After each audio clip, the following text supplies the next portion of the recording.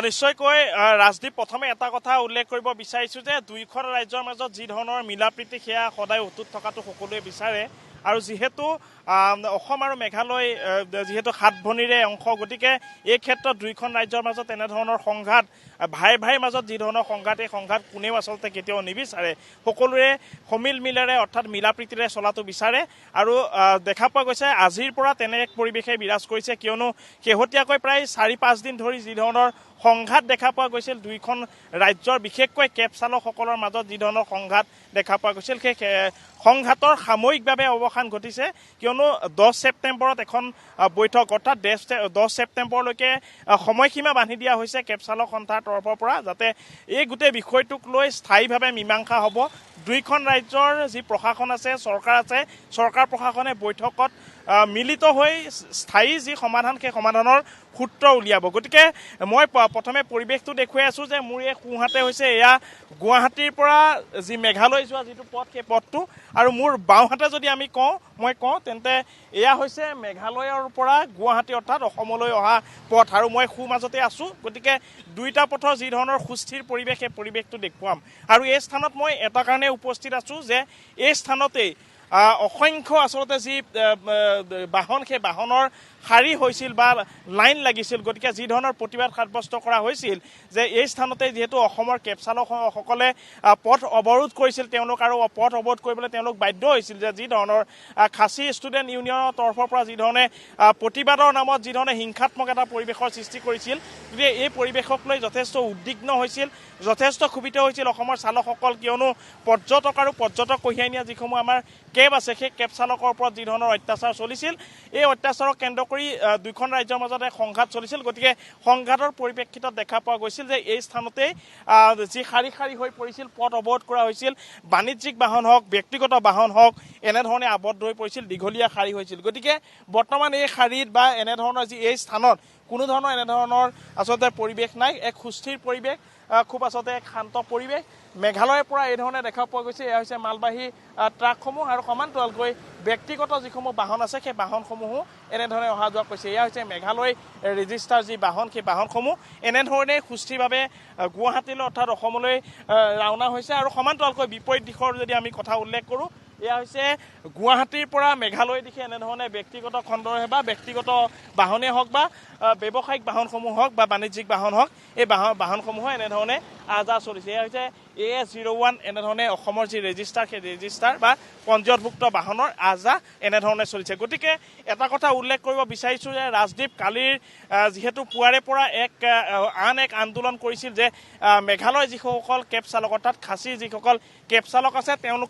তেওঁলোকৰ যিসমূহ দাবী আছিল সেই দাবীসমূহক লৈ কালি পুৱাৰে পৰা প্ৰতিবাদ সাব্যস্ত কৰিছিল আৰু সন্ধ্যা পৰ্যন্ত অৰ্থাৎ প্ৰায় 7মান বজালৈকে তেওঁলোকে প্ৰতিবাদত বহি আছিল আৰু তাৰ পাছতে উপমুখ্যমন্ত্ৰীগৰাকী উপস্থিত হৈ এখন বৈঠকত বা আলোচনাত মিলিত হয় আৰু তাৰ পাছতে তেওঁলোকে আশ্বাস প্ৰদান কৰে যে 10 ছেপ্টেম্বৰৰ ভিতৰত গোটেই বা দুইখন ৰাজ্যৰ যিসকল কেব চালক আছে সেই কেব চালকসকলৰ মাজত যি ধৰণৰ মিলা প্ৰীতি বা তেওঁলোকৰ মাজত যাতে কোনো ধৰণৰ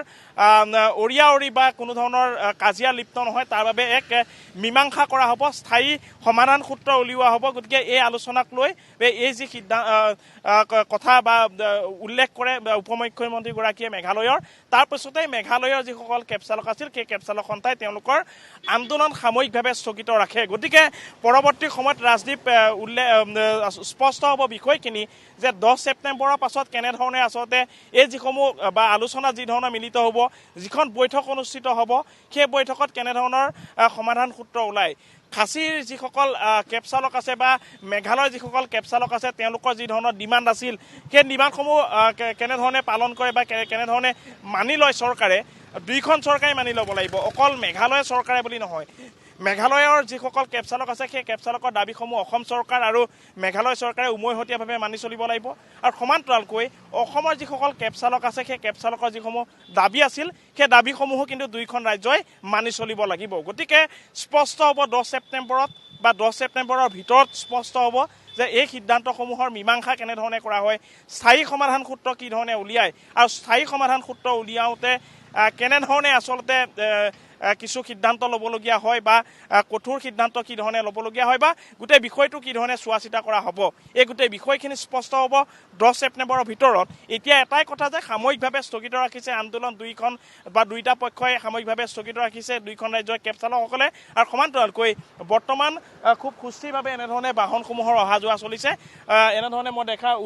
এটা কথা উল্লেখ কৰিব পুনৰ ৰাজদীপ বিচাৰিম যে মেঘালয় হৈ যিহেতু শিলচৰৰ পৰা যিসমূহ বাহন সেই বাহনসমূহৰ অহা যোৱা হয় গতিকে এই ক্ষেত্ৰত যেতিয়া মেঘালয়ত পথ অৱৰোধ কৰা হয় তেন্তে সেই সময়ত কিন্তু অসমৰো যথেষ্ট ক্ষতি হ'বলগীয়া হয় কিয়নো শিলচৰৰ পৰা অসমলৈ যি ধৰণৰ এটা যি বাট সেই পথটো এই যিটো পথ মেঘালয়ৰ মাজেৰে তেওঁলোকে অহা যোৱা কৰে গতিকে এই ক্ষেত্ৰত অসমেও কিছু অসুবিধাৰ সৃষ্টি হয়। গতিকে সমান্তৰালকৈ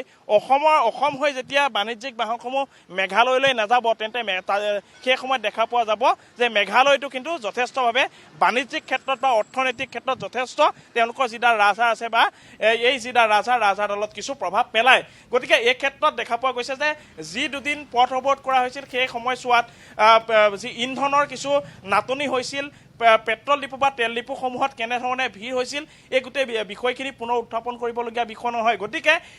যিহেতু এনেধৰণৰ সমস্যাৰ সন্মুখীন হ'বলগীয়া হয় দুইখন ৰাজ্য গতিকে এই পৰিপ্ৰেক্ষিতত দেখা পোৱা যায় যে দুইখন ৰাজ্যৰ কেব চালকসকলৰ মাজত যি ধৰণৰ সমস্যা আছে যি ধৰণৰ তেওঁলোকৰ দাবীসমূহ আছে এই দাবীসমূহ কোনো এটা পক্ষৰ অসুবিধা নোহোৱাকৈ কোনো এটা পক্ষই যাতে পুনৰ বিৰোধ কৰি আন্দোলন কৰিব লগা পৰিৱেশ নোহোৱাকৈ যাতে বিষয়খিনি মীমাংসা হওক ইয়াকে কামনা কৰিছে প্ৰতিগৰাকীয়ে। গতিকে দেখা পোৱা গৈছে যে দুইখন ৰাজ্যৰ মাজত সাময়িকভাৱে যিহেতু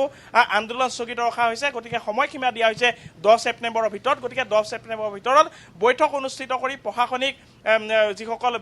বিষয়া আছে সেই বিষয়াসকল বা চৰকাৰ পক্ষৰ যিসকল বিষয়া আছে সেই বিষয়াসকলৰ মাজত যি ধৰণে আলোচনা হয় আৰক্ষী তাতে উপস্থিত থাকিব। গতিকে এই বৈঠকখনে আচলতে স্পষ্ট কৰিব যে দুইখন ৰাজ্যৰ মাজত পৰৱৰ্তী সময়ত কেনেধৰণে আচলতে কেব চালকসকলে